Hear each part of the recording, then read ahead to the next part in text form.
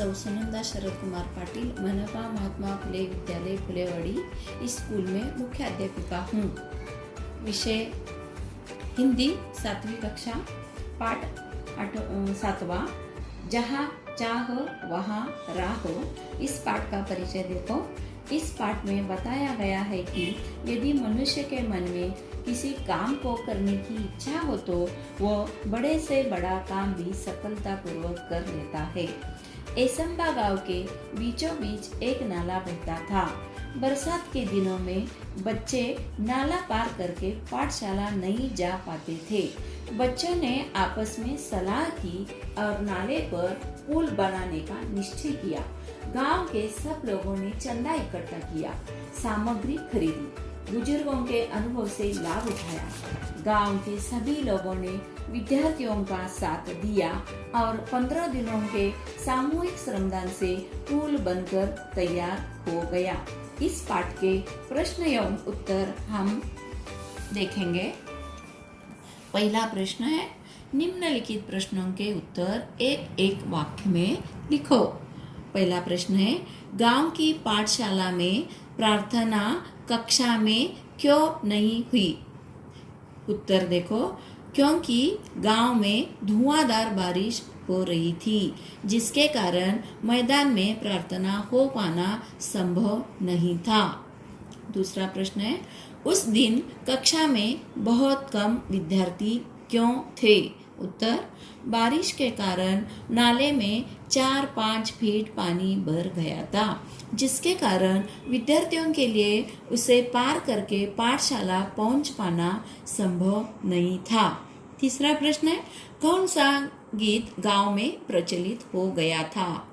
उत्तर, गांव में बरसात, नाले में भरा पानी, पाठशाला से छुट्टी, एसंबा की यही कहानी गीत गांव में प्रचलित हो गया था।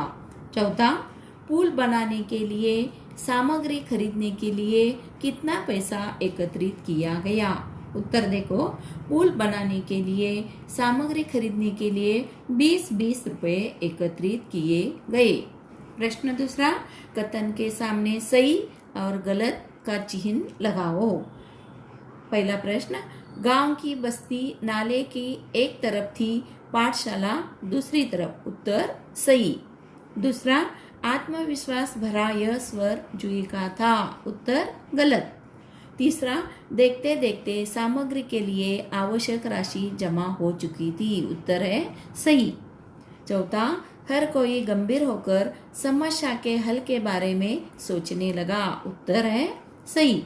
पांचवा, केवल 20 दिनों में सामूहिक श्रमदान से पुल बनकर तैयार हो चुका था। उत्तर है गलत। इसी प्रकार बाकी प्रश्नों के उत्तर तुम लिखो और पढ़ो। इसी प्रकार हम पाठ 8वां कविता है, जीवन नहीं मरा करता है। इस कविता का परिचय देखो। जीवन में एक बार असफल हो जाने का यह अर्थ कभी नहीं होता कि जीवन समाप्त हो गया। हमें निराश न होकर फिर से प्रयास करना चाहिए। इस कविता के प्रश्न एवं उत्तर हम देखेंगे। प्रश्न पहला है, निम्नलिखित शब्दों के समानार्थी शब्द कविता से ढूंढकर लिखो। देखो, आंसू, दिन, दिया, रैन, पुस्तक, कपड़ा, नाव, अंधेरा, आयु, बगीचा, कुसुम, शीशा। उत्तर देखो, आंसू समानार्थी शब्द है अश्रु। दिन का समानार्थी शब्द दिवस। दिया समानार्थी शब्द दीप। रैन समानार्थी शब्द रात। पुस्तक समानार्थी शब्द पोथी। कपड़ा समानार्थी शब्द वस्त्र। नाव समानार्थी शब्द किस्ती। अंधेरा समानार्थी शब्द तम। आयु समानार्थी उमर। बगीचा समानार्थी उपवन। कुसुम समानार्थी शब्द फूल। शीशा समानार्थी शब्द दर्पण। प्रश्न दूसरा है, इस कविता का मुख्य आशय लिखो।